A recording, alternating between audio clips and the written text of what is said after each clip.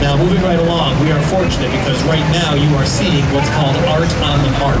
Every night, yeah, everyone loves it, from 8:30 p.m. to 11 p.m., Art on the Mart. Now, this is also an Art Deco style building.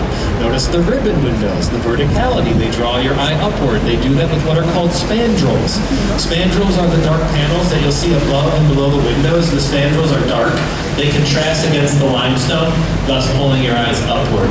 Elegant setbacks with Art Deco. The setbacks on top were due to zoning laws. In 1923, Chicago passed laws that told developers, once you build to a certain height, you've got to reduce the mass of your building on top so more sunlight comes into the city streets.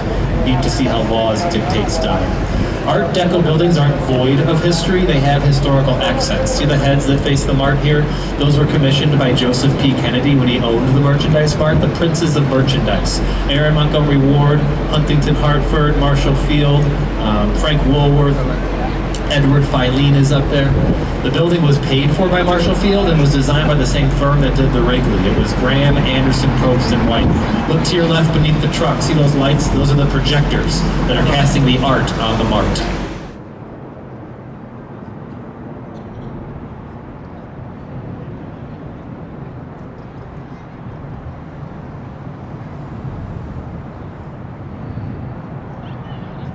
Pretty awesome stuff. Glad you saw that. That's the world's largest permanent outdoor art projection installation, the Robert Allen II. And over here you have the Riverwalk where it begins, a 1.25 mile trek of awesomeness. You got Art on the Mart, of course, going on. That's spectacular. And you can see Upper and Lower Wacker Drive there to our right-hand side. The building to our right. Oh my goodness. Folks in Chicago, this is one of their favorites. They'll say to you, they'll say, I love the curvy glass building at Wolf Point.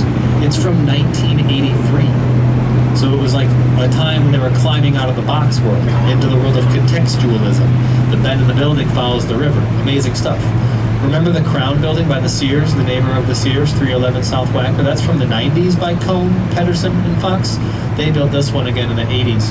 Polished marble and granite there at the base. That polished marble and granite comes from Vermont. Blue and green glass, mimicking the blue sky and green river it reflects. And folks, the most important thing you should know about 333 West Wacker Drive there, that building served as Ferris Bueller's dad's office in the movie Ferris Bueller's Day Off, which is the greatest film ever made in the history of cinema.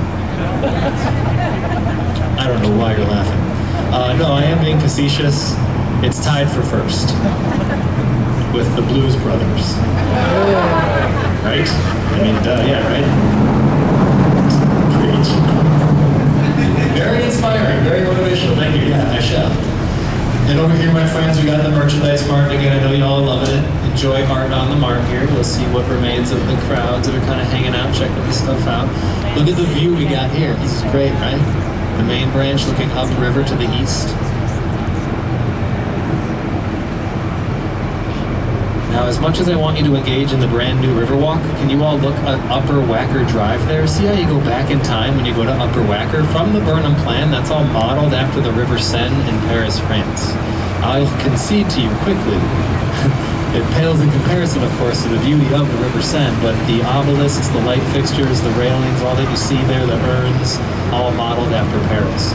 These bridges are borrowed from the French. The French are the United States' oldest allies. They were the first cats to come through here of a European variety. Buckingham Fountain and the regimented gardens at Grant Park are all modeled after Versailles. And that's all Daniel Burnham.